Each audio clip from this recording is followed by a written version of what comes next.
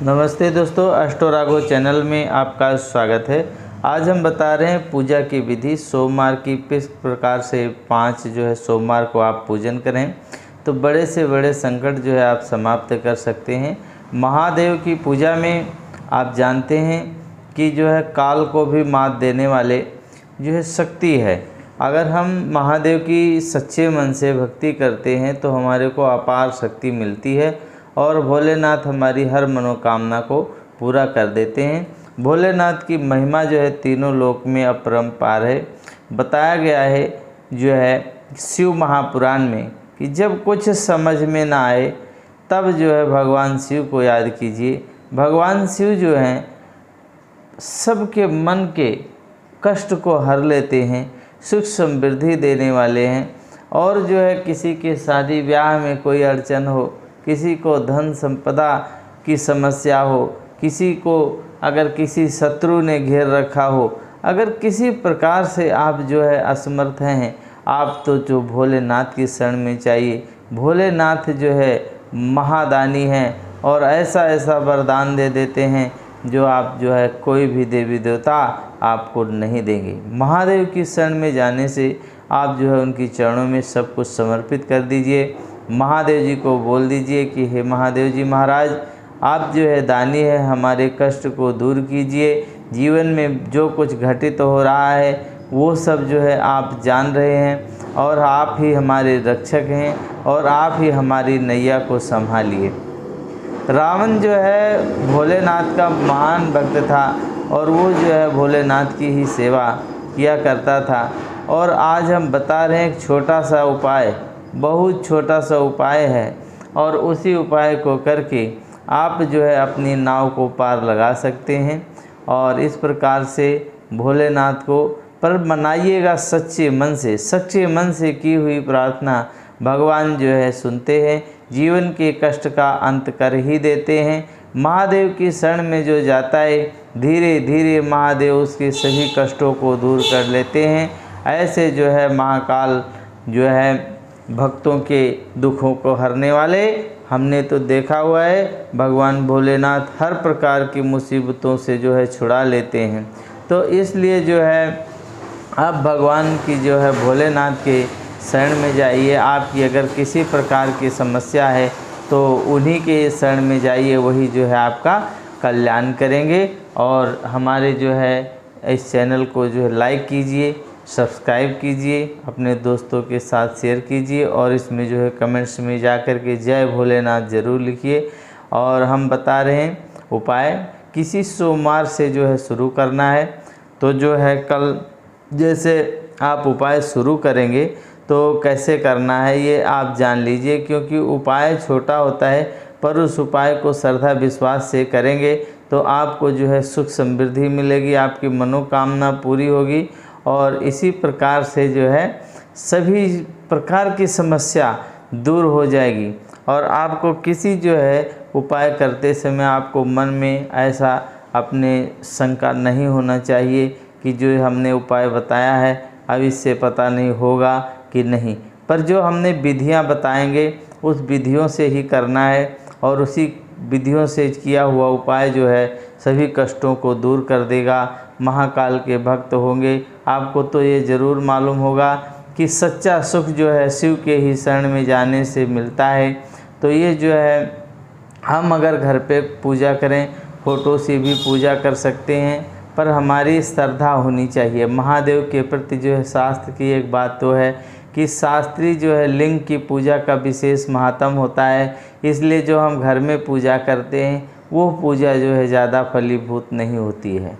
जो हम शिवालय में जा कर के शिव जी की शिवलिंग पर पूजा करते हैं वही चमत्कार करने वाली है। और आज हम बता रहे हैं कि आज आटे की दीवा कैसे जलाते हैं, भोलेनाथ की कैसे प्रार्थना करते हैं, घर में एक शिवलिंग है तो रख कर के कैसे शिवरात्रि में उसकी पूजा करते हैं। उसके बिना कुछ सिद्ध किए ही सब कुछ मिल जाता है। बहुत सारी विधियां होती हैं पर आप कोई एक विधि स्थापित कर लीजिए। और हमने जो उपाय बताए हैं पहले वीडियो में भी, उसको आप हमारे चैनल के माध्यम से उसमें जा कर के देख लीजिएगा।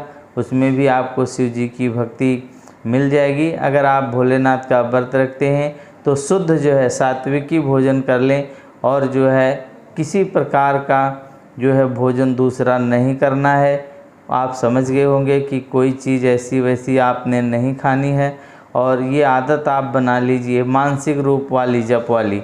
जब आप व्रत रखें तो ये विधि जो है बहुत ही शक्तिशाली है। अब क्या करते हैं लोग, सोमवार का व्रत रख लेते हैं पर वो खाते नहीं हैं और उनको भगवान भोलेनाथ का ध्यान नहीं रखता। और जब आप ऐसे कोई व्रत रखें, सोमवार का व्रत रखें, तो आप जो है मन ही मन में शिव जी की ओम नमः शिवाय, ओम नमः शिवाय, इस प्रकार से जो है मन ही मन अपने भगवान भोलेनाथ को याद कीजिए। तो उनसे आपकी जो है तार जुड़ा रहेगा और उससे जो है आपको बहुत ही फ़ायदा होगा। और इस प्रकार से अदृश्य शक्तियाँ जो होती हैं वो आपके साथ में भोलेनाथ की जुड़ जाएंगी और आपके सारे मानसिक पीड़ा को वो हर लेंगी। यदि आप कहीं भी बैठे हैं और मन में मानसिक आपका जप चल रहा है, अकेले में बैठे हैं और जो है भोलेनाथ का ध्यान लगाए हुए हैं, तो इस प्रकार से जब आप करेंगे तो वो जो है मन से ही आपकी सभी जो है पीड़ा को समझ करके आपके दुख को खींच लेंगे, आपको सुख समृद्धि देंगे। और आप जो है 1 मिनट जो है चिंतन कीजिए भोलेनाथ का, जीवन सुधर जाएगा। आपको मैं ये जानकारी जो बता रहा हूँ आप ध्यान दे करके सुनिए, हम ऐसे नहीं बता रहे हैं। अगर आपका जो है मन भोलेनाथ के चरणों में लग गया और भोलेनाथ के जो है चरणों के गुणगान करने लग गया, भोले नाम जपने लग गया, तो आपका जो है समस्त जीवन बदल जाएगा। आपको मानसिक शांति मिलेगी। जो परेशानी है, पीड़ा है, डिप्रेशन में कोई जा रहा है, किसी प्रकार की समस्या है, तो वो सारी समस्या जो है शांत हो जाएगा। और मन शांत रहने का कारण ये है कि शिव जी के मस्तक पर चंद्रमा विराजित होते हैं। इसीलिए आप भूल जाते हैं कि पूजा ज़रूर करनी चाहिए। और उसी चीज़ की दोस्तों, चंद्रमा को जो मन के कारण होते हैं, मन का कारण जो है संबंध जो है ये मन से होता है। तो ये जो है हमारा चंद्रमा जो है मन को भ्रमित करता है। ज्योतिष शास्त्र में चंद्रमा की गति बहुत ही तेज मानी गई है। 2.5 दिन में जो है एक परिक्रमा पूरा कर लेता है। तो यही मैं जो है आपको बार बार बता रहा हूँ कि शिवलिंग पे ध्यान कीजिए, शिवलिंग पे बेलपत्र जो है चढ़ाइए और उसमें जो है ओम लिखिए और उसके साथ में 1 रुपया जो है चढ़ाना है। भगवान भोलेनाथ की पूजा कुछ हो ना हो, आप गंगा जल ज़रूर चढ़ाइए, बेलपत्र ज़रूर चढ़ाइए। अगर ये सब कुछ नहीं मिल रहा है तो बेलपत्र लेने की कोशिश कीजिए। बेलपत्र जो है अगर आपको प्राप्त हो गया तो बेलपत्र जो है सभी मनोकामनाओं को पूरा कर देता है। और किसी प्रकार से मैं आपको ये सारी बातें बता रहा हूँ क्योंकि और भी भोलेनाथ को कुछ नहीं चाहिए, भांग धतूरा और बेलपत्र यही जो है इनका। और गंगा जल से स्नान कराइए और भगवान जो है भोलेनाथ को मेन जो है उनकी प्रार्थना कीजिए। और जब भी बेलपत्र चढ़ाइए तो उसके साथ में जो है 1 रुपये का सिक्का जो है चढ़ाइए और 1 रुपये का सिक्का ले करके भगवान से जो है प्रार्थना करके मन ही मन जो है अपने जो है मनोकामना को ध्यान में रख करके चढ़ाइए। आपकी मनोकामना भगवान भोलेनाथ पूरा करेंगे। बेलपत्र चढ़ाने से भगवान भोलेनाथ बहुत ही प्रसन्न हो जाते हैं। थोड़ा सा चंदन ले लीजिएगा, थोड़ा सा अक्षत ले लीजिएगा और ये सिक्का जो बताया, सिक्का जो है आप ज़रूर रखिए। सिक्का ही सब कुछ करने वाला है। ये समझ लें कि बेलपत्र आपकी मनोकामना पूरी करेगा। ध्यान रहे कि रावण जो है, रावण संहिता में भी ये उपाय जो है लिखा हुआ है जो मैं आपको बता रहा हूँ। ये जो है उपाय ज़रूर कीजिएगा। महादेव जी को प्रसन्न करने के लिए इसी प्रकार बेलपत्र चढ़ा करके यही जो है रावण पूजा किया करता था। और यही जो अंतिम बेलपत्र था उसको अपनी कुछ ऐसी वस्तुएं रख करके चढ़ाता था जिससे महादेव प्रसन्न हो जाते थे, मनोकामना पूरी करते थे। इस प्रकार से उपाय कीजिए। बेलपत्र को उलट करके चढ़ाइएगा, सीधा नहीं चढ़ाइए। जो चिकना वाला हिस्सा होता है उसे जो है भगवान शिवलिंग पर जो है अर्पित कीजिएगा। महादेव मन ही मन में जो अपनी समस्या है उसकी जो है प्रार्थना ज़रूर कीजिएगा। महादेव जी आपकी मनोकामना पूरी करेंगे और आपके मन में किसी प्रकार की परेशानी है उसी दूर कर देंगे। और भगवान भोलेनाथ सब कुछ करने वाले हैं। तो बेलपत्र आपको एक दिन पहले ही तोड़ना है। जो ये बेलपत्र मैंने बताया है, ये जो है सोमवार को नहीं तोड़िएगा, वो एक दिन पहले ही तोड़ करके लाना है, क्योंकि अगर आप उसी दिन तोड़ के लाएंगे तो ये जो है काम नहीं करेगा, क्योंकि सोमवार को वैसे ही बेलपत्र तोड़ना जो है वर्जित माना गया है। तो एक दिन पहले जो है तोड़ करके लाइएगा और सबसे पहले जो है भगवान भोलेनाथ का अमृत से अभिषेक कराइएगा, गंगा जल चढ़ाइएगा और उस पर जो है श्रृंगार कीजिएगा। चंदन का श्रृंगार होता है भोलेनाथ का, अबीर गुलाल का श्रृंगार होता है। शिवरात्रि पर तो ये सब कुछ चढ़ता है भोले भंडारी को, और इसमें जो है जब होली आ रही होती है तब जो है अबीर गुलाल ये सब कुछ भोलेनाथ को चढ़ाते हैं और साथ ही जो है प्रार्थना करते हैं। लेकिन अगर कुछ ना मिले, सफ़ेद चंदन ले लीजिएगा, उससे जो है त्रिपुंड बनाइएगा, 3 धारियाँ जो बनती हैं, तो महालक्ष्मी जो है आपके ऊपर कृपा करेंगी और बहुत ही आपका घर जो है धन धान से भर जाएगा।